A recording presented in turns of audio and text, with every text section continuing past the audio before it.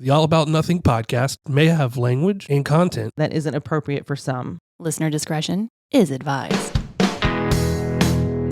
Welcome, Nothingers, to the All About Nothing podcast. This is episode number 259. I'm Barrett Gruber. I'm joined by Mr. Bill Frye. Welcome, Bill, to the show. Hello, Barrett. Hello, Justice. I gave away the name. You were supposed to announce that. Every time, there's always something in there.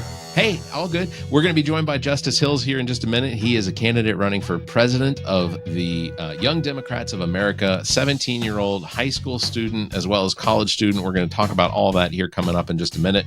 First, we're going to get through the business. Please subscribe and share the show. That's how we get new listeners. Also, please consider supporting the show financially by visiting theallaboutnothing.com and becoming an official member, proudly calling yourself a true nothinger. We'll have more details on that at the end of the show. And if you can't do that, please give us a 5-star review, a like, and follow us across social media. You can find links at theallaboutnothing.com.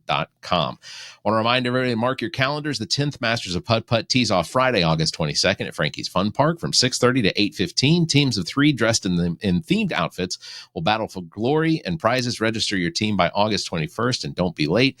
Putting starts at 6:45 p.m. sharp. You can check that out for details at everplaysocial.com. Columbia thinks that we're the best. Do you? Vote for the All About Nothing podcast as the best local podcast. You can head over to theallaboutnothing.com. Check out the show notes for links. All you got to do is just register real quick to prove that you are a human being, and they will let that vote count. Also, lastly, I just want to say that I wear shirts. You wear shirts, right? I mean, we can't go out in public without wearing shirts. If you're wearing shirts out in public or at home, you should wear the shirts that are created at zjzdesigns.com. They're fun. They're funny. They are going to get the attention that you want to get in a crowd. Head over to zjzdesigns.com to check those out. They've got new prints up all the time. I can guarantee you will find one that fits your style. So, we are going to open the show. Again, I'm going to introduce Justice Hills here in just a minute, but the first thing I got to do is we got some breaking news.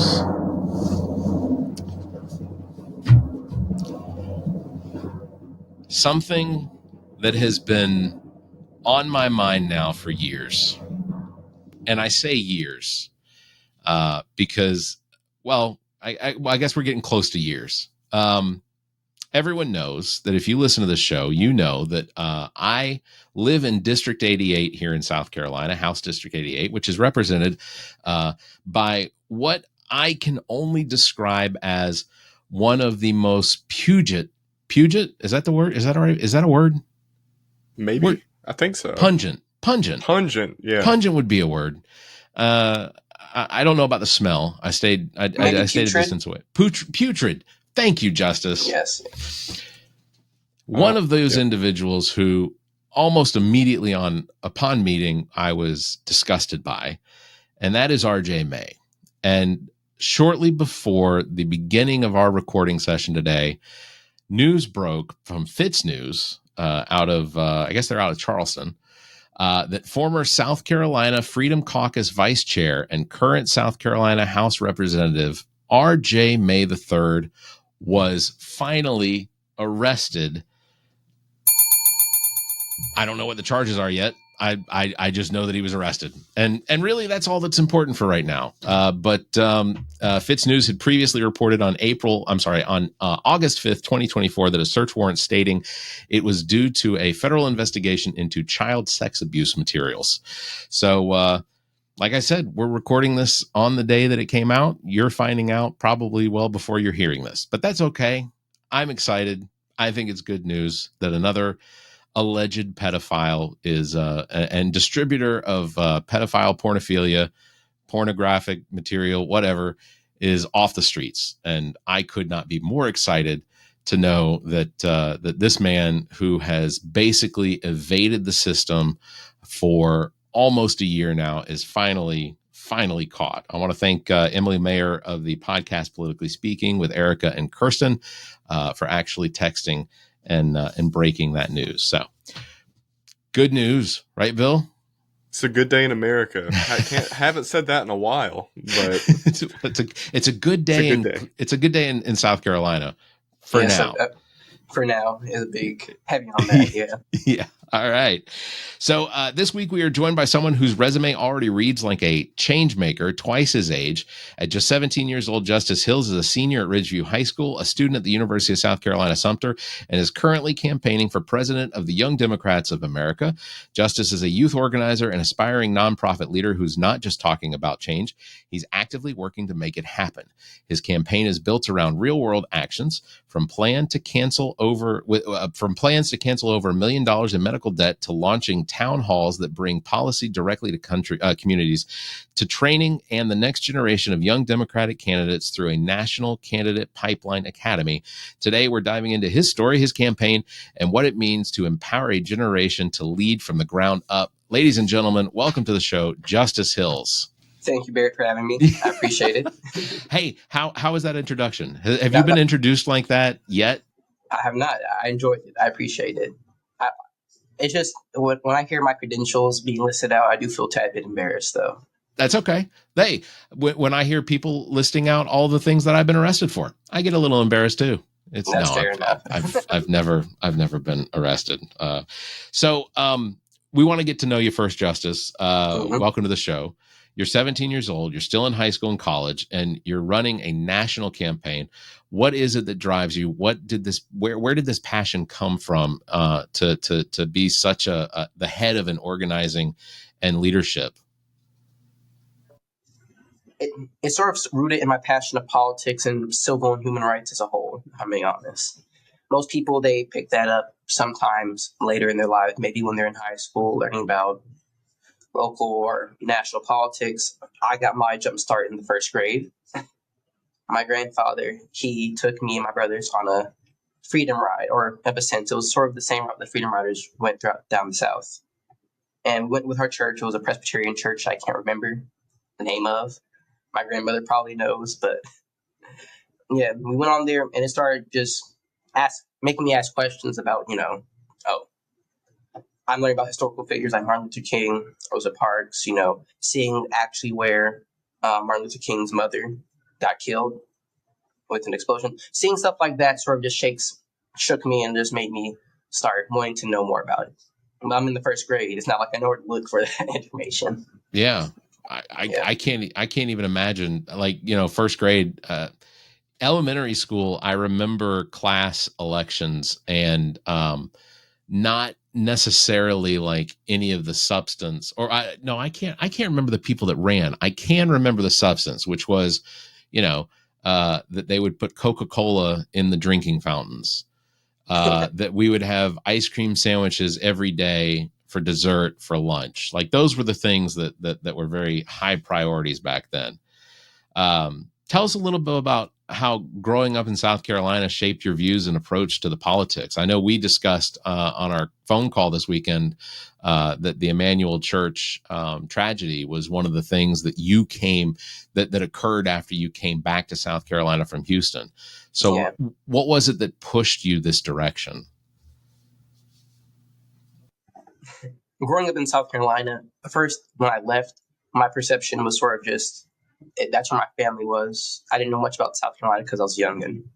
But then coming back, I was around the age of 7 coming back. And it was an interesting time to be coming back around 7 or 8 because we all know what was happening in 2015. There was definitely a lot of hatred growing in the streets. And being a young Black man growing up in that environment, and racial tensions already heightening. My family was frankly terrified. And they might not want to admit it because they're tough. But I definitely remember the conversations, definitely remember the fear in my grandmother's voice when me and my cousin just said, hey, we want to go walk to the gas station and get some boiled peanuts. Or remembering conversations me and my brothers had with my mother, my father, about if something ever happened with the police, how we have to automatically we're the ones who are given the burden of de-escalation. And just experiencing those realities made me question injustice, and it sort of just kept spiraling from there.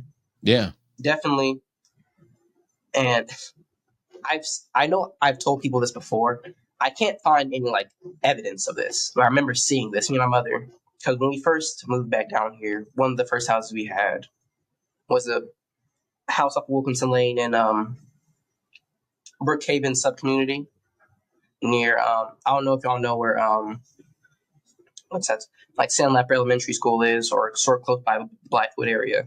Yeah. That's where where I first had my first house here in South Carolina at. And right from the Rite Aid that you come, just get out the sort of community area to get on the Clemson, we see Klans men walk marching. And like, they just seeing that is sort of like, oh, like as a young kid, what are you supposed to process in that moment? You're just, oh, they hate Black people or they hate minorities in general. Why do they feel the need to let everyone know that and make me uncomfortable and my mother uncomfortable driving by? Yeah, I have to acknowledge completely. Well, first of all, you're talking to two of the whitest people that have probably ever existed. I mean, yeah. But my ancestry is just as white as it gets. Irish and Scottish. It is wrought with a bunch of people that existed only in winter. But you know, that's one of those things that I've never completely understood was this, and I've never subscribed to it, was this desire to be constantly in a state of mind of being around someone that didn't look like you, or maybe didn't speak the same language as you, and always having that desire to make them feel unwelcomed or uncomfortable. It's never occurred to me. Even people that I blatantly just don't even remotely like, it, you know, I'd never go out of my way to single them out unless I was on stage and I was doing stand-up and I was doing crowd work. And crowd work is different. You came there on your own. This was your decision. You're here to suffer through me. But yeah, it's just one of those things I don't understand. I understand that some people have prejudice, and I understand that sometimes those prejudices are unfounded, but they're based on their previous experiences through life. But that doesn't mean that they should be applied to every single person that's different from you throughout the course of the rest of your existence. And so I have such a hard time wrapping my head around about being stuck in that mentality. Yeah. So go ahead, Bill. I was just gonna say, like, it is, but to me it seems more so that they have been told to hate people who are different than them because they're afraid they're going to lose something. Exactly. And that those people are going to take something away from them that they are going to take. And it is truly that, especially where I'm at. I'm in Barnwell. You can't turn a corner without seeing a Confederate flag. Lexington as well. I mean, just Confederate flags everywhere. I mean, it's crazy. Yeah. Confederate flags definitely are. I'll just I can't remember actually what it was I was going to say, so I'm gonna but it was poignant. I feel like it was. I do want to say something on that. Actually, it was just two things, like the Confederate flag thing. Yeah, Confederate flags definitely are a thing throughout the South. I've lived just throughout the South my entire life. The only place outside the South that I've been to is Nevada, and I can say that's like the first place I hadn't seen a Confederate flag yet, but it was Las Vegas, so I don't think there's a lot of Confederates there. Yeah, there's a lot of losers. There's a lot of losers in Vegas. I having been one of them on occasion, but yeah, I can admit that the 3 or 4 times that I've been to Las Vegas, I don't think that I remember seeing any sort of ties to the Confederacy or Confederate flags. But I will say this, and this is going to sound weird, but in the time that I have spent in upstate and Western New York, I was shocked at the number of Confederate flags that I have seen. Yeah. I mean, just unrecognizable, big trucks. They are competing for our spot with the most Confederate flags. Us in Alabama, and then it's upstate New York. That's the top 3 right there. Racism in New England is different than racism in the South. Racism in New England is very specific to the country people are from. Like if you're from, if you're Italian, you don't like the Polish, and if you're if you are of like Swedish descent, you for some reason don't like the Irish, or basically nobody likes the Irish. It's a Yeah. weird thing, but at least they can tie their nationality to it. I don't know. One of the things that I wanted to bring up was your campaign motto: blend service and advocacy. What does it look like in action? What is it? What does that mean? How do you blend those together? Blending service and advocacy. You see, blending service and advocacy is simple, at least to me, which is advocating for what you're obviously a position, and then doing something to change it, if that makes sense. For example, I'll talk. I know you call that my motto. It's not necessarily my motto, hence why I sort of forgot it. Sure. Okay. Yeah. It's just something I say that quite a bit, so I understand. Yeah. But my motto usually comes down to housing, healthcare, and hunger. And I advocate pretty strongly on all three of these points. And I advocate for definitely healthcare reform. I definitely am radical in my position on this, most of my positions. But I think we should definitely be doing single-payer universal healthcare. Something that needs to be done, something that should have been done, especially in a state like South Carolina a long time ago. But beyond that, I'm just one person, or me, or a group who disagree with the healthcare system. We know power for us to make a single-payer healthcare system that lies within the legislature, right? They're the ones who will be able to officially make that happen. But there's still things we can do to help fix a situation people find themselves in. Hence why I'm trying to raise $10,000 to erase over $1 million worth of medical debt. I'm advocating for something, but then I'm also blending it with the second portion, taking action and trying to fix. I always laying back on the phrase fixing material conditions of fellow people around me. Because I know there's a lot of conditions we find ourselves in as humans. Sometimes we're not in the best mental condition or spiritual condition. But a lot of us have undue stress when it comes to our material conditions that it blindsides those other two factors. So I'm definitely a big proponent of just drawing awareness and then trying to use your platform or your voice to fix situations, essentially. You want to know what the craziest thing about the whole push against the single payer system is that very, very few people are advocating for getting away with or abandoning completely private health insurance, because even in countries all over the world, and you may not feel the same, but even in countries all over the world, their medical systems, whether you're in the UK and you have their healthcare system, or you're in other parts of Europe, China, Mexico, France, all over the world, there are things that are not covered under those single payer type systems, which is why they have the availability of an expanded version of medical insurance to take care of the things that aren't necessarily available. South Carolina, we've got, just like every other state in the country, we have Medicaid. Medicaid is a system that we are already utilizing that is purely based on this single payer idea. And it's already in place. The only thing that it really requires is for something like the governor to basically, or the legislature to just go ahead and say, you know what, Medicaid's open to anybody that wants it. Everyone's going to pay a little bit more in their insurance, or they're going to pay a little bit more out of their taxes, but the system's already built and it's extremely efficient. It's just like Medicare. Medicare operates at about either a 1% or just under, for the most part, up until the last 6 months, has operated at about a 1% administrative cost. And I know that because I used to work in Medicare. So I know how Medicare worked prior to January 20th, 25. But we already have the system.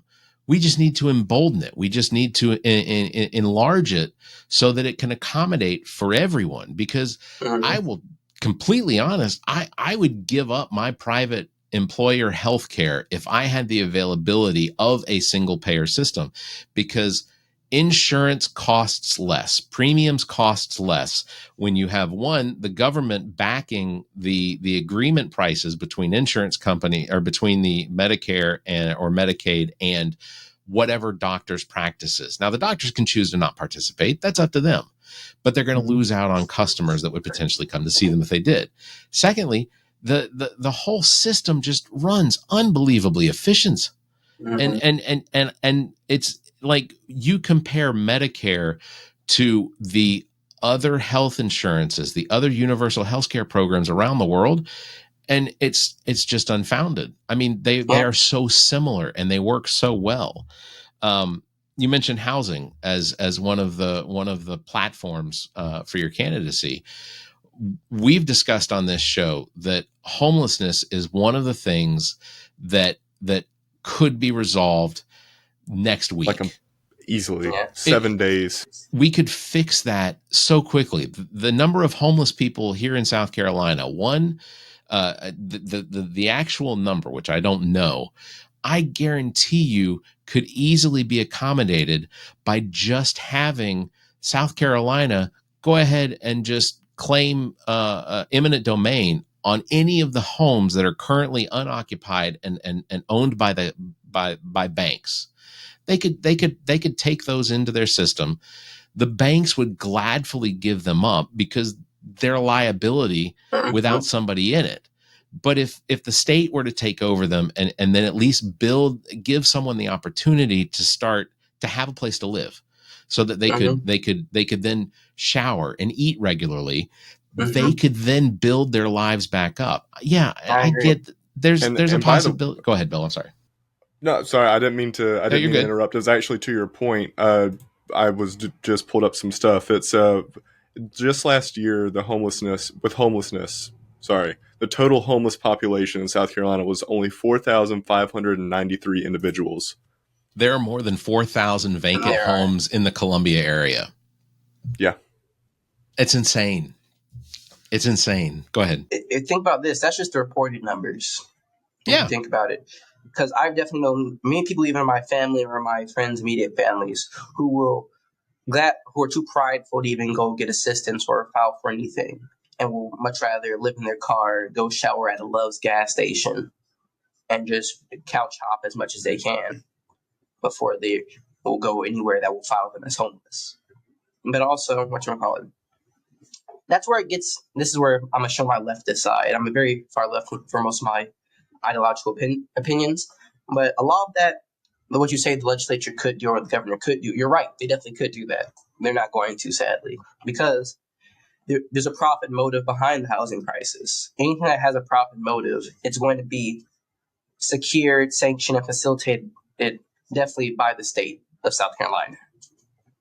It's just facts, sad to say. And I'm actually trying to work on a transitional housing and nonprofit housing initiative. I'm a tad bit young. That was part of one of the nonprofits I want to run. I don't know if I mentioned that to you previously or not. It's something I've been. When we met outside of the SEEA, the South Carolina Education Association, I was doing my best to hear everything, but it was raining really hard at one point. As well, I was looking over over my shoulder because the SCEA and I don't really get along. You got to tell me that story. I'll just say that I have left some comments on their Facebook posts which have disappeared because those comments riled other people up. Basically, I have a big problem with the fact that the SCEA went out of its way to not endorse Democrats in the last in the 2024 election. They didn't. The process to get endorsements was made too difficult or wasn't available at all. I know that as a campaign manager for Matt Villardo, I sent emails to them and never got responses back. I know, but then they endorsed his opponent, who was a Republican, who said that they were against school vouchers, and yet didn't vote.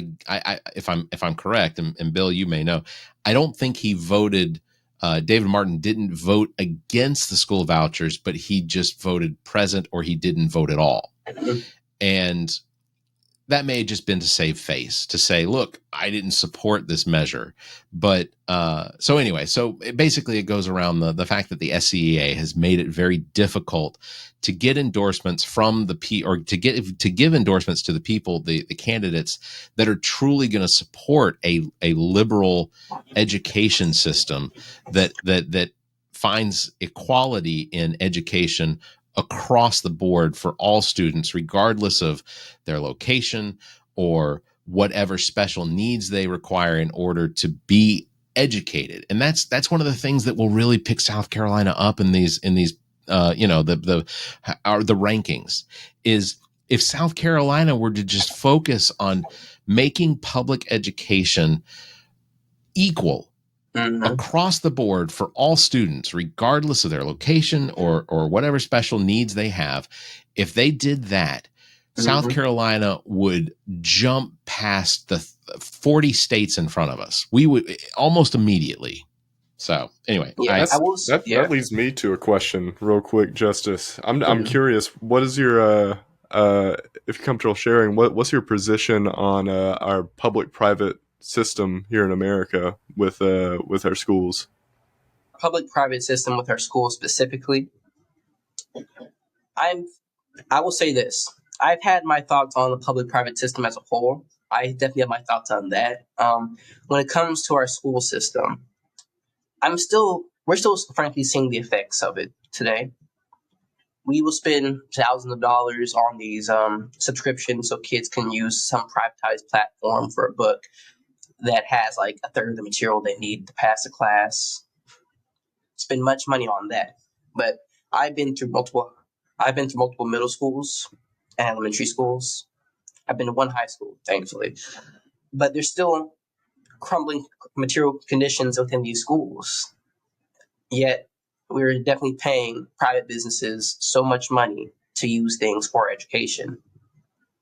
And if I'm not able to get soap in my bathroom, my school bathroom, I don't think the school should have to buy a $3,000 subscription for PragerU. I'm giving exaggeration, not PragerU, thank God, but to whatever. Florida, yes. South Carolina, though. I think we're all going to be disappointed in just how much of a kickback that Ellen Weaver's getting for this PragerU, whatever.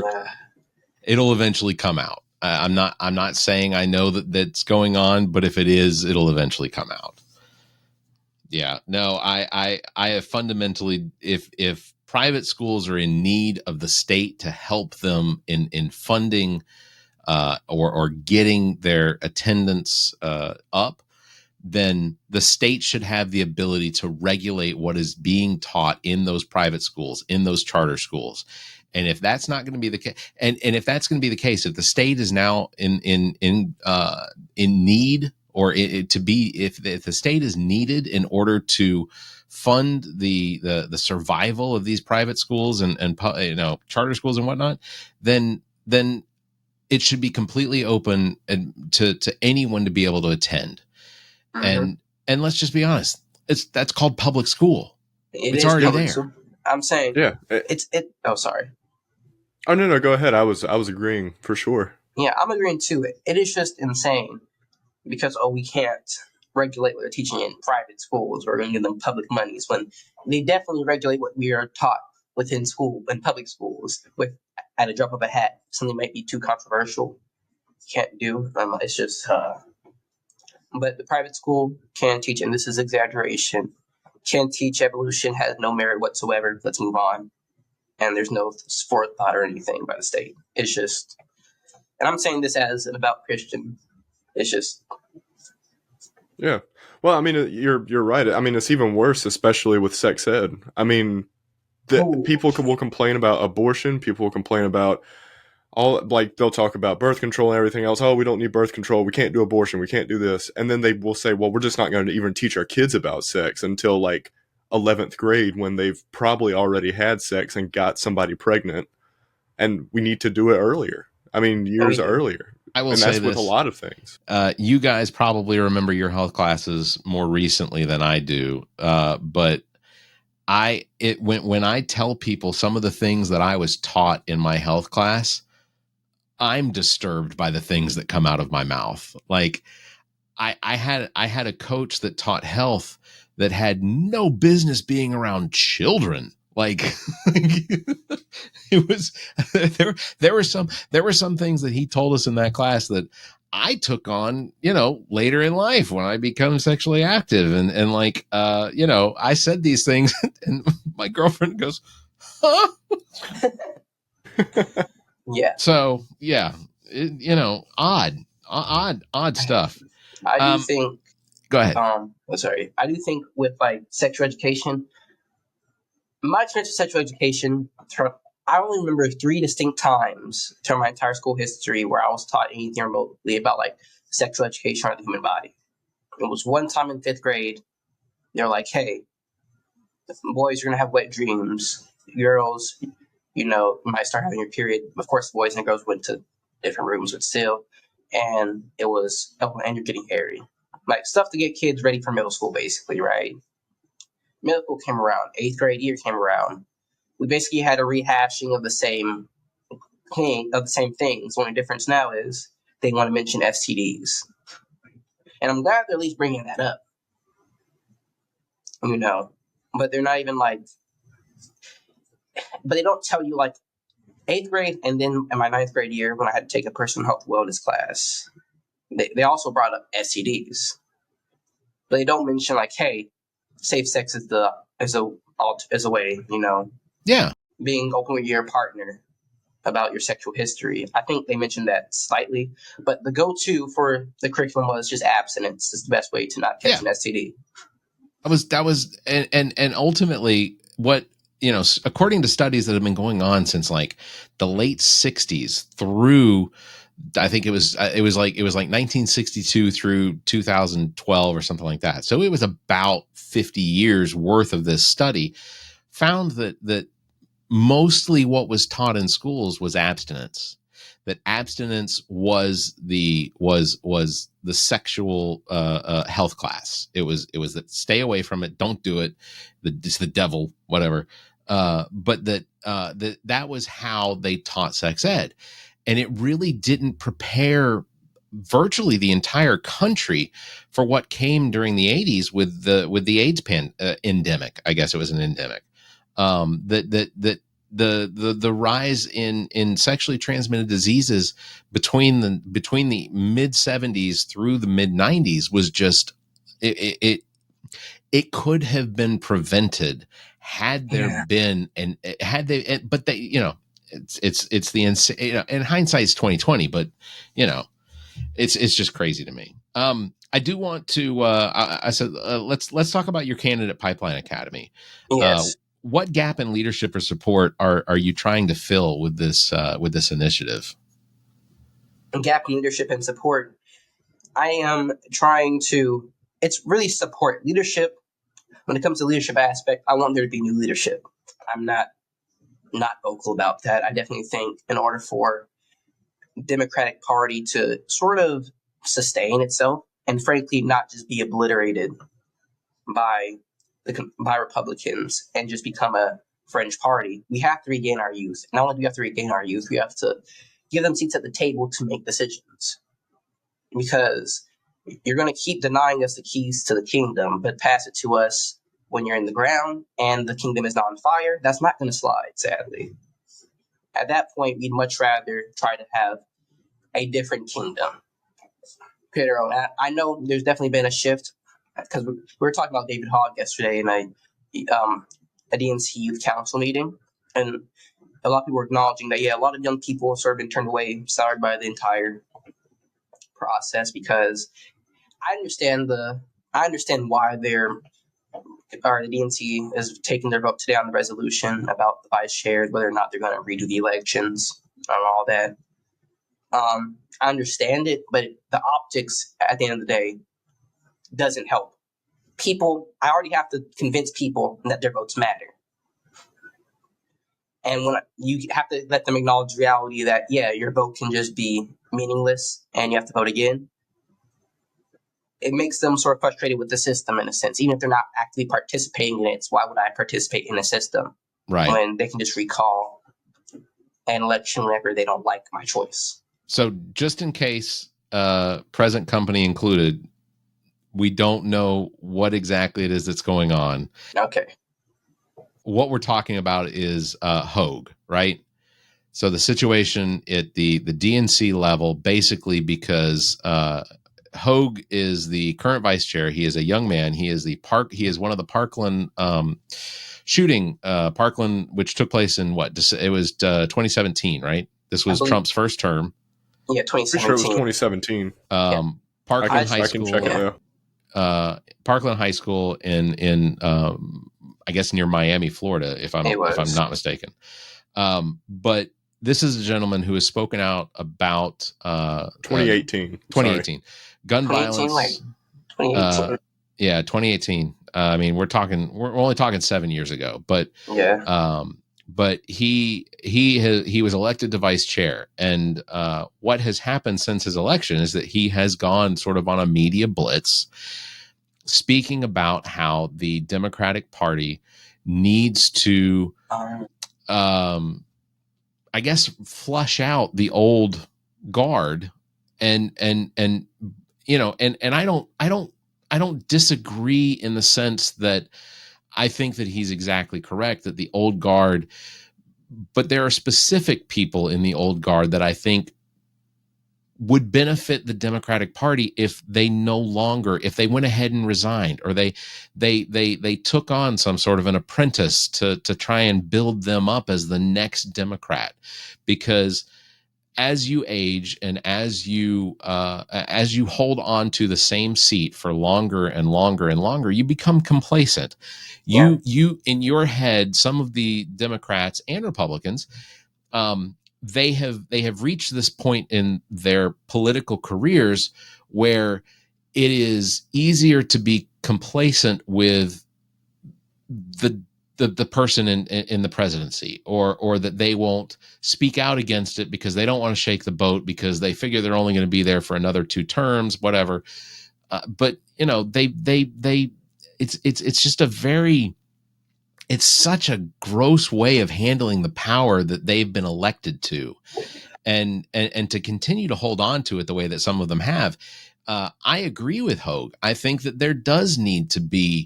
I think that they do need to be replaced a lot. There are a good number of them that need to be replaced. But the fact that the DNC has basically said, well, we don't like the fact that Hogue's out there on this media blitz, and he's talking to people like Bill Maher, and he's being interviewed on Fox News and things like that. They don't like him because he is very vocal about it. But if I'm going to be honest, I think that he's a good representation of what the next, I'm not saying completely, but he is of a good representation of what the next round of Democrats need to be. They need to fight against the false information that's being constantly spewed out there by Republicans and the state news, state sponsored news. So, you know, he's doing what he was elected to do. Yeah. So I agree with a lot with you on the sentiment. Me personally, I'm not afraid to say that when it comes to like him as a person, I don't necessarily have a fully fleshed opinion on that, primarily because I haven't met him, you know. But what he's doing, I can't say I disagree with it. I feel like you have to rock the boat, and that's where I think a lot of this conversation has its disconnection from. At least when I talk to people, it's very much so about, well, they'll give you a reason why they don't like what he's doing, Hogue's what he's doing, like, and they will. I would say there's 2 sides to this conversation. One is, you know, oh, either you like him or you don't like him, right? But then there's the other question: should he be chair, or I mean vice chair, third vice chair, youth vice chair, or not? You know what I mean? And I understand the process because even I knew, like, oh, when I heard there's 2 males elected for third vice chair, or the vice chair, I'm like, oh, is that supposed to happen? Like, I agreed. Like, oh, yeah. I was like, I know South Carolina Democratic Party rules. I thought I knew the DNC's rules and their bylaws. Alternate genders, alternate races. I'm like, okay, maybe they flagged it. And when I heard that they suspended the process to make the voting go faster because they were there for like 13 hours, I'm like, okay, makes sense. But I was talking about this in the group chat yesterday, actually, during the DNC Youth Council's meeting. Not a single person filed a motion saying, hey, something appears not to be right in that moment. Like, I understand for the case, for the numbers, the candidate for vice chair who filed the appeal for that, they have every right to do so and what they did. I'm not just saying they didn't have the right to do it, but it's just the fact that there was silence in the moment, that this could have all been avoided if either we all just sat down and stuck with the choice that the DNC voted for, or, we just called out, frankly, we just called out the error in the moment. And now we spent the past 4 months talking nothing but David Poe, Malcolm Kenyatta, the race, and it's definitely internalized. There's an internal fight within the party, even amongst youths. But right now, it's supposed to be the Republicans, frankly, Right. who should be in disarray and this unity. Yes. The Republicans absolutely should be the group that the Democrats are focused on for all of our messaging, as far as what is it that's going wrong here in this country, because the Democrats should be preparing for the 2026 election with all of their focus on basically keeping the receipts on everything that's going wrong right now, because that is what I believe is going to win the Democrats the House and potentially take back the Senate. Those and God, we desperately need for the Democrats to retake the House and to take the Senate, because that is the only way that you block Donald Trump and his sycophants from basically driving this country further and further into authoritarianism, fascism, whatever. I think, I definitely agree with you, but frankly, let me say this. There's a very big reason why I first decided to run for one. I have a chemical imbalance in my brain that sort of told me to do so. That's a joke. But also because seeing Democratic leadership, and it was an inciting moment. I decided I was going to run after the election results came back in 2024.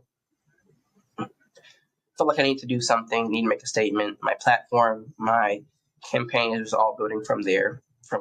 Because my excuse up to this point has been, I'm not old enough to do anything. People aren't going to listen to me. I found the Young Democrats and well, maybe they'll listen to me, even though I'll probably be surrounded by some people who are older than me. Maybe they'll be willing to listen to me because we come from closer together than those who are in Washington currently, at least when it comes to age and lived experience. You know what I mean? But even then, it was still wishy-washy. Again, I'm a kid. Making such a big dedication is a lot. Not to also mention I was being displaced. Like my apartment caught on fire. Wow. And that goes back to another housing thing. Yeah. Yeah. The people on the apartment, they were not checking the furnaces as frequently as they were supposed to. So a furnace fire caught and spread to the walls, like in the vents. They deemed the unit unlivable, so we had to leave. Thank you very much, deregulation. It'd be nice if there were some sort of inspectors that were paid by the city, county, municipality, state, whatever, that actually did that on a regular basis to make sure that people are safe where they live. Yeah, it would be nice, especially considering that entire conversation, like the entire situation, boiled my blood a little bit, especially because how the apartment tried to keep getting off on us, trying to charge us rent because our materials were still in there. Not even us. Like, literally. What's the standard going rate for rental space for storage? Like for storage? That I could understand. But to act like you're still living there is insane. Yeah, the full rent price of what they're giving us. No. Not even like rental storage. And not to mention, it was their fault that they weren't checking the furnaces like they're supposed to be. But I digress. What? No way. But I know I'll go on a tangent if I don't get back to the original point. Yeah, absolutely. And I was still up in airs about it. But then I seen Trump's fake State of the Union address. You know, the one he did after he got in office, after Biden gave the State of the Union. But he just called, it's not State of the Union. I'm just calling all the Supreme Court justices and all of the... it was a joint session of Congress. A joint session of Congress with the Supreme Court justices. Yeah. Yeah. That's definitely not State of the Union. Or whatever. I don't really care about the optics on that. But what I did care was the optics of the party. And I remember watching it. And I remember my first introduction to politics was 2015, 2016, 2017. You know, Trump era politics and liberal resistance at that time was definitely at a all-time high. You sort of get used to the forms of resistance they use. But when I saw the signs that just said lie and no, I sort of lost. I'm like, what is that going to do? And not only that, beyond that, when there was someone who was willing to cause disruption, do civil disobedience on the floor, the next day, some Democrats say, yeah, no, it's uncalled for. Voted, and then they voted to censure him along with the Republicans. Yeah. Democrats are terrible when it comes to the decorum stuff. Awful. They cannot. Yeah. They're like, we're the rule followers. Who wants to be the rule follower? Here's 100% of what I believe should have happened during that joint session of Congress with, the Joint Chiefs of Staff and all of what they should have done is they should have just lined every single Democrat up, and every single time Donald Trump made a statement that was false or leaning false or just a flat out lie, they should have done exactly like the representative from Texas, Alan Green. Yeah. Should have stood up and basically done the exact same thing that Representative Green did, and just go through all 270 of them, or 260, and just and basically, because it's quite easy to show Donald Trump's incompetence and cognitive decline when you get him off message.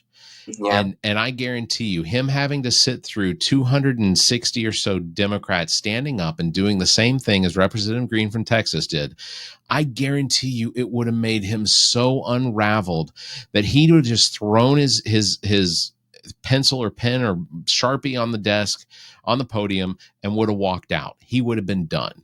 He wouldn't have stuck around. It would have been over, and it would have been one of the biggest embarrassments that Donald Trump would have had to have suffered through the whole thing. Because what does getting censured do? It doesn't do anything. Impeachment doesn't do anything to some of these people. So what if you get censured? Who cares? Yeah. I mean, look, you got like Mitch McConnell. I mean, he's a perfect example of the Republican. He just, what was it? Was it years ago? Years ago, it was to approve a judge, was it not? Yeah. And he was just like, I'm just going to vote no. And they were like, what? You can't do that. And he was like, no, I'm just voting no. And they were like, he said, I guess you're right. And then they got through. He was he was the Senate Majority Leader, and he gets to make decision what comes to the floor. And at the time, the President Obama had nominated Merrick Garland to be the next Supreme Court justice to replace somebody. But essentially, Mitch McConnell said, no, it's an election year. We're not going to bring this one to the floor. We're going to let the United States decide. We're going to let the voters decide by seeing who they elect. And then at the end of Trump's first term, they pushed through Amy Coney Barrett as quickly as they could, because even though it was an election year. And it's like, they don't care. And if they don't care, it's a double standard. Right. Why should they? Yeah. Whatchamacallit? Why? Actually, I watched a lot of video essays. There's a series, and I love it so much. It's called the Alt-Right Playbook. Have y'all heard about it? Yeah. Yep. Yeah. And they were talking about this exact exchange. The title of the video was based off of the Michelle Obama quote, and they go low, we go high. But it was reversed. It was the Republican strategy of They go high, we go low. As simple as this. They know for the fact that Democrats or liberals will be so inclined to follow the rules of the system because of sort of a thinking that's been prevalent in sort of just like the liberal mindset or like throughout generations, which is, with the right means or with the right means, the ends figure themselves out, basically. If we follow a system of egalitarianism of this, that, third, we will be better off and the results will have to be the best because democracy is just the best system, right? However, we're a couple of generations of this thought of thinking breaking out. We've seen democracy strike down same-sex marriage in multiple states. We've seen that. We have to understand that these systems, at least this is my opinion, we have to understand these systems aren't perfect. Are these systems good? I do think so. I like democracy. I do like the representative form of democracy we have. But it definitely can be exploited. It has been. And I want to, and that's sort of a big thing with my campaign, or this campaign, I say campaign for Young Democrats America, but I'm also just running a national campaign as a whole for just increased civic engagement amongst youth. I want to give people the keys to the kingdom, as I sort of mentioned earlier. Give them ways to sort of fix the situations or be active in order for there to be, a change. And yes, that means they have to learn the process. That's what I'm saying. The process itself, it can be important. But when processes are above your values and your principles, then something's off whack. Yeah. I'll just say this idea that the broken idea that the Democrats have is that voters will reward Democrats for behaving. This idea that Democrats are going to get reelected and to be elected to seats that they don't have currently because they behave is absolutely absurd. The voting population doesn't work like that. They don't pay.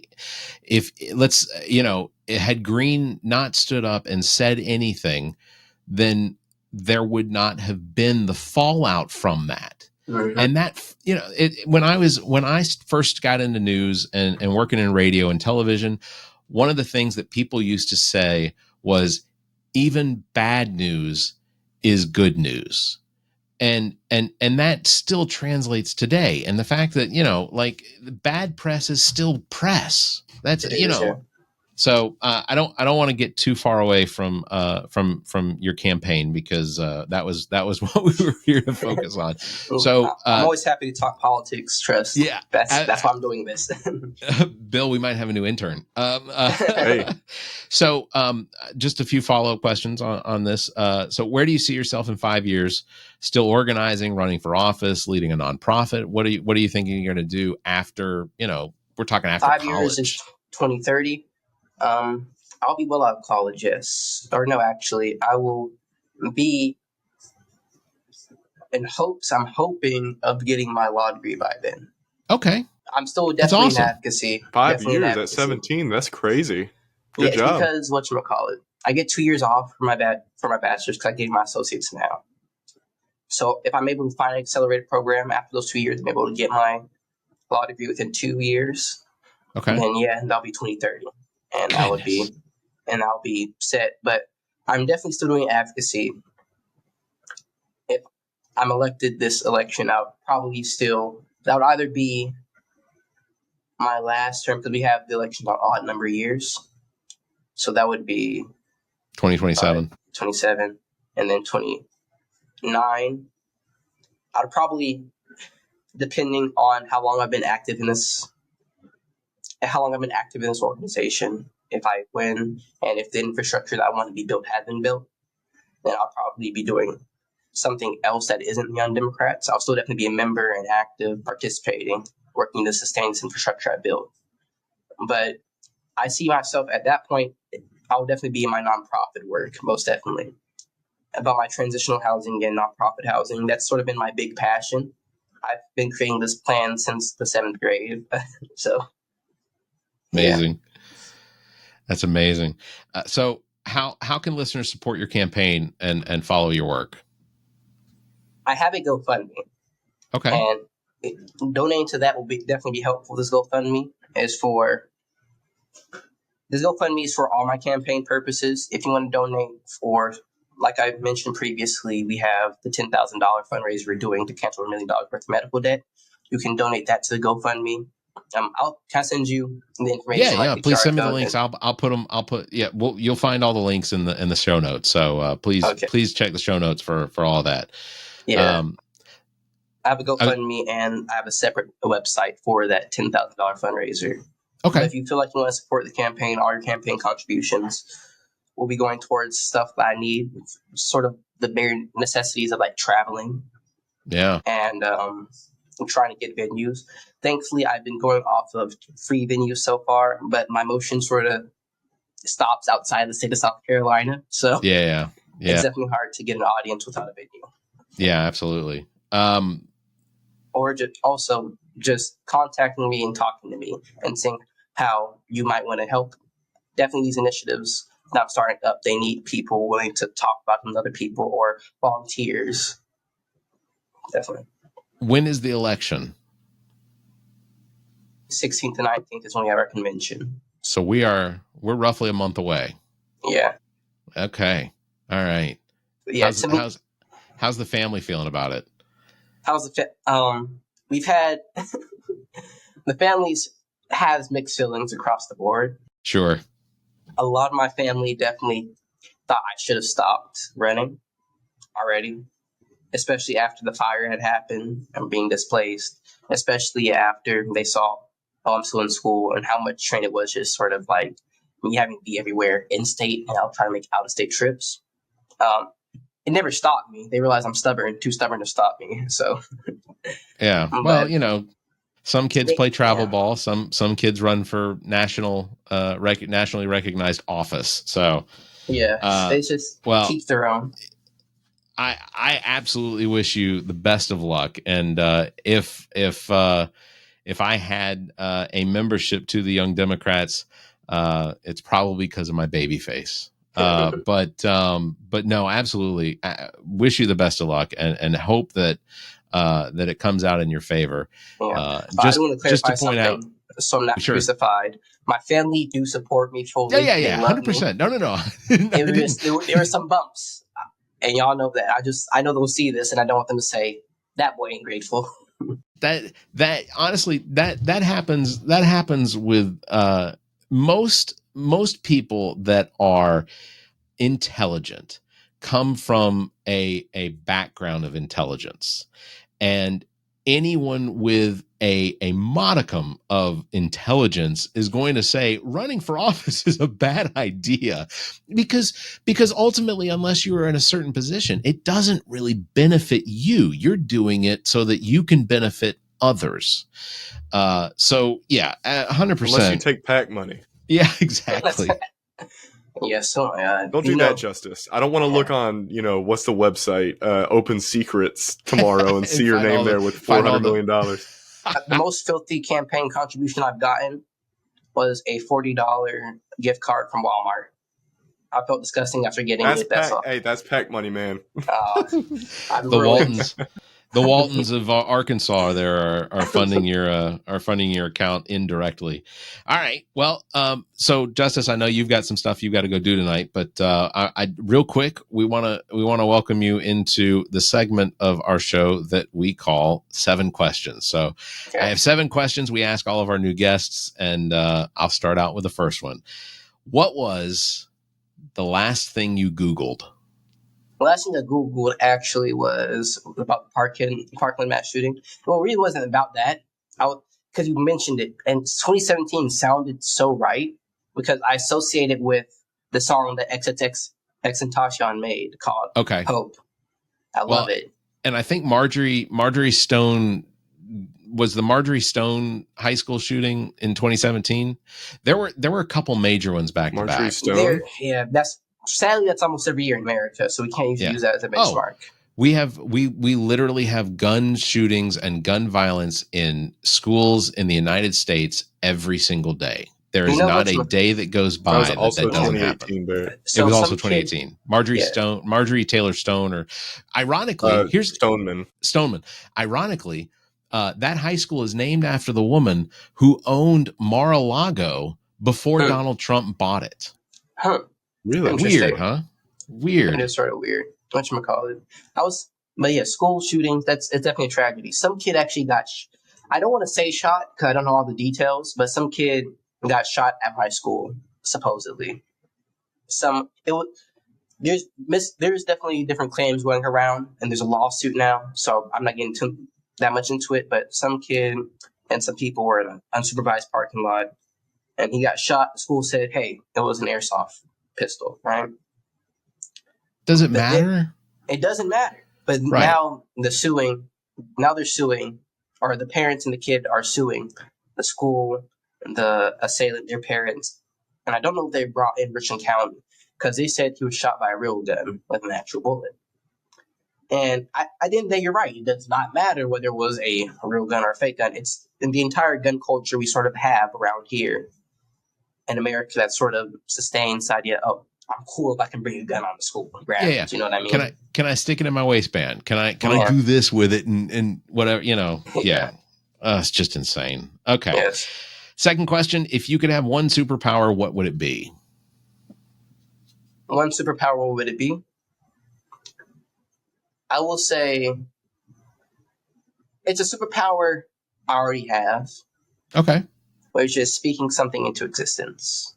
Okay. It's just- Manifesting. Manifesting, yeah. I like that. I used to think I could control the wind. I thought that like when I was in third grade. All right. Third question. If your life were a movie, what would the title be?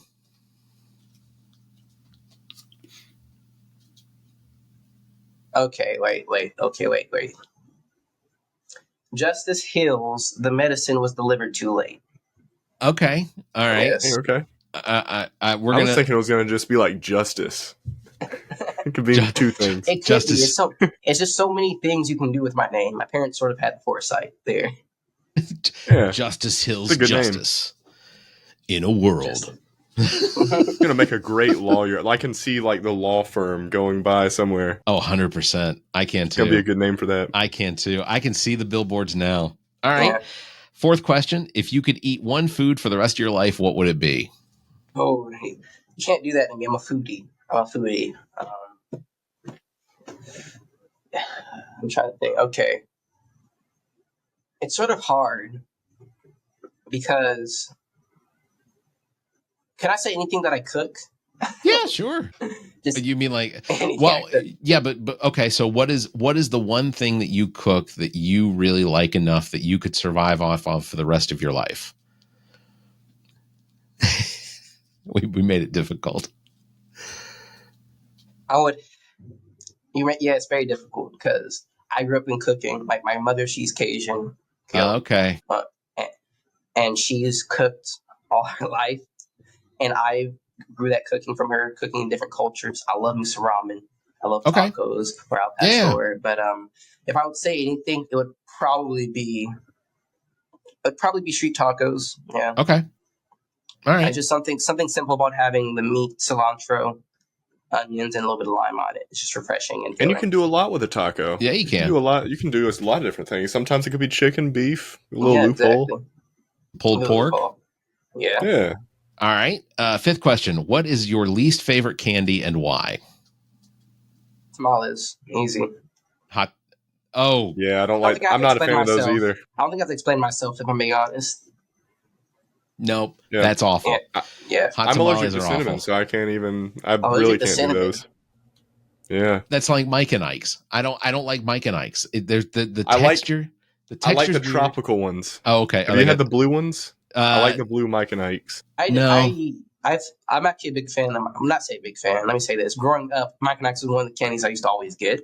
Okay. I've always just sort of gravitated towards the grape ones. Okay. I All don't like right. anything purple Those are if good you haven't, too. if you Look. haven't noticed. Yeah. No. It is a flashy suit, sir. You are definitely going to be the best dressed at the event you're headed to. Number 6. What is one strange or unusual talent you have that nobody knows, or that maybe the public doesn't know? A strange talent.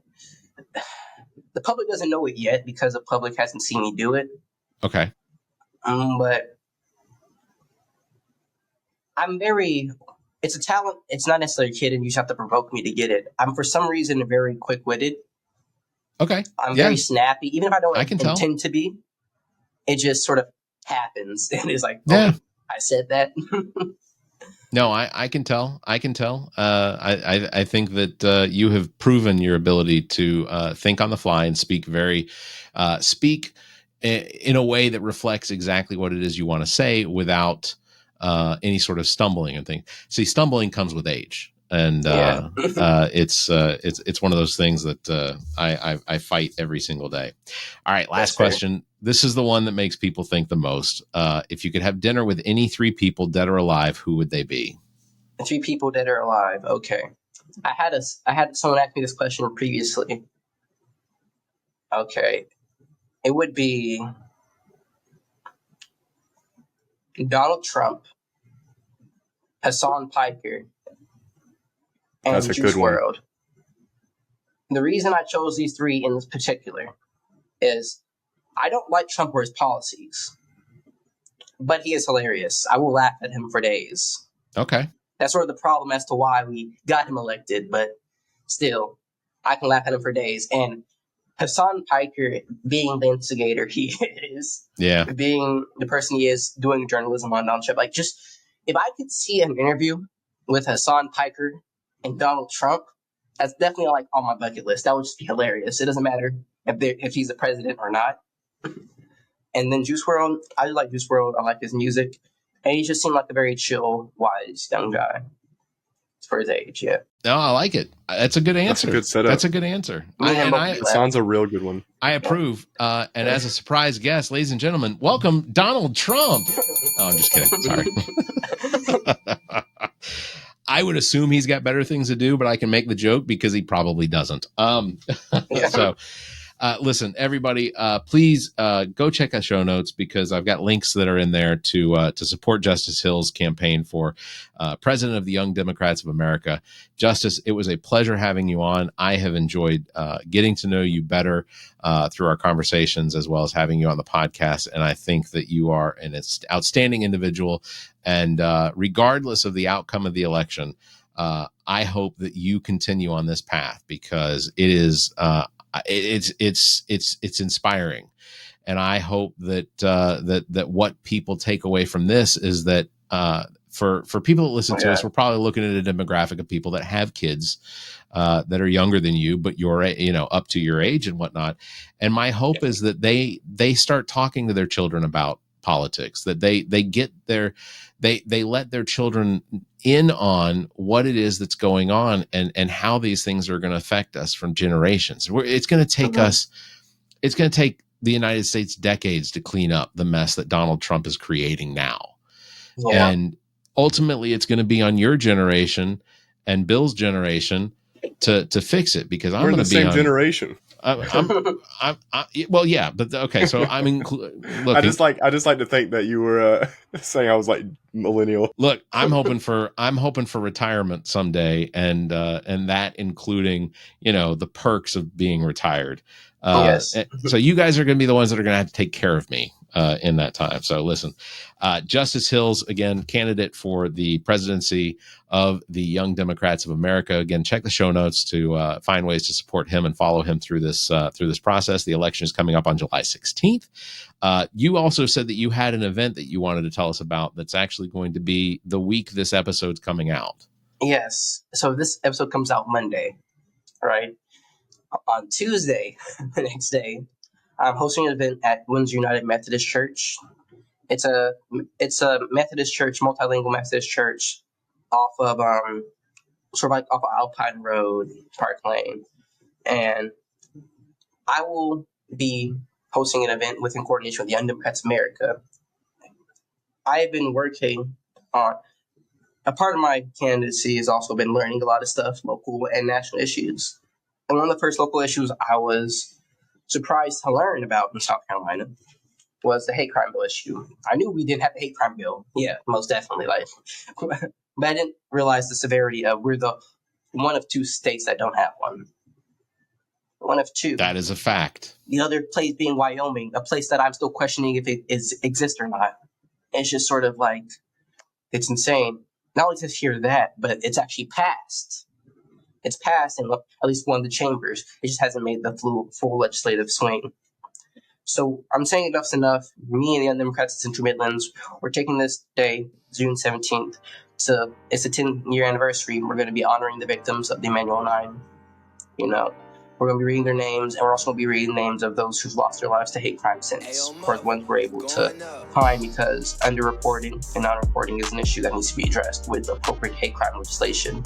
We're doing that, honor the victims, and launching our campaign to get a hate crime bill passed next legislative session, and also other things we'd like to see next legislative session. So if you can, Absolutely.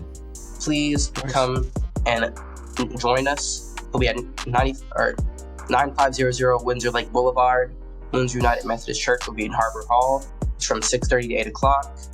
You know, it'll be us young dumbs there, bright and joyful, as you can be with a topic as serious as this. Hopefully your people are willing to come out and support the change that we're pushing for. Absolutely. Absolutely. Yeah. Well, your journey is inspiring, and I hope that again, all the success for everything, because I think that you would make an outstanding leader and representative, and you know, in another 20 years, let's just go ahead and say it: Justice Hill's for president. Maybe not. You've got my endorsement. I appreciate it. If I run, I'll definitely make sure you're the first endorsement that I post everywhere.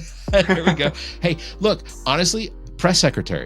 I may be like 66 years old at the time, but I would make a fantastic press secretary. Please remember me. I would love a job somewhere. Or chief of staff. Yeah. I have no issue with kicking people's butts around the White House. That's not a problem at all. All right. You know, I'm actually making my cabinet right now within my organization. Like, as we're growing, I'm trying to make my potential future cabinet, not for presidency, but any organization leader should just have a good cabinet. Absolutely. At their helm. Absolutely. Yes. Campaigns require good staff in the positions that fall into their responsibility and things like that. Treasurer, campaign manager, that sort of thing. So, well, Justice, it's been fantastic getting to know you. That is going to do it for episode number 259. Again, Justice, thank you for being here. Bill, as always, you know, for the last several months while Zach's not been here, thank you very much for being here. Links to all of our past episodes, podcast platforms, merchandise, and social media are available on our webpage, theallaboutnothing.com. And if you think our financial model of giving away free content and entertainment is silly and you're in the giving mood, why not become an official Nothinger and support the show? Members get early access to this episode as well as exclusive content. Visit members.theallaboutnothing.com, or you can find a link on our webpage. You can also give a one-time donation through the same link. If you'd like to be a part of the show, you can call and leave us a message, 803-672-0533, or you can join our Discord server, links found on our webpage as well. That's it. Thanks for listening, everybody. You all stay safe, be kind, and keep your hands to yourself. Oh, no, sorry, one more thing. Justice, please. I want to say this. It's just, I want to end this. I want to make this an ending that I do quite often whenever I'm online. This will be my official online appearance addressing my candidacy, officially, like videos. I post stuff of my advocacy, but I want to make sure people understand this. Hello, everyone. Hope you have a wonderful day. Hope y'all stay safe. I love each and every one of y'all. And remember, no matter how ridiculous the odds may seem, within us resides the power to overcome these challenges and achieve something beautiful. One day we'll look back at where we started and be amazed by how far we come. I hope you have a wonderful one. That's beautiful. All right, everybody. My last thought, keep your hands to yourself. Thanks, everybody. The All About Nothing podcast is a product of Big Media and produced and engineered by me, Barrett Gruber. Thanks to Cake for our intro music, Sick of You. You can follow Everything Cake, the band, at cakemusic.com. Thanks to Muff, the producer, for our outro music. You can follow Muff on Instagram at Muff the Producer. You can follow me across social media by visiting Linktree/Barrett Gruber. And you can follow Zach King on Linktree/AAN Zach. Want to support the show? Visit our webpage, theallaboutnothing.com, and become a member. There are several tiers available that give you early access to episodes as well as exclusive exclusive content. To find links to our social media, podcast platforms, and merchandise to support the show, as well as past episodes, visit theallaboutnothing.com. If you'd like to be a part of the show, you can email the show at theallaboutnothing.com, or you can call our number and leave a message. Dial 803-672-0533. If the time between these episodes is more than you can handle, check out our sister shows. What the Pod Was That with Carrie, Zach, and myself. Welcome to Wonderland with Ami. Politically Speaking with Erica, Kirsten, and Emily. And Black, White, and Blue in the South with Dr. Jameel Brooks and Bill Kimmler. Please subscribe and share this show. If you're on YouTube, please subscribe and punch that notification bell. Thank you for listening, and hear us next week.